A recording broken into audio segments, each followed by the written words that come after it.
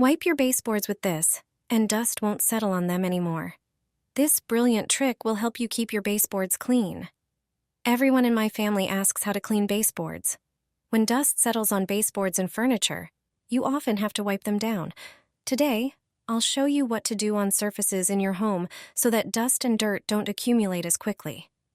The first step is to thoroughly clean the baseboards and furniture to remove all the current dust. Then use a small amount of one liquid.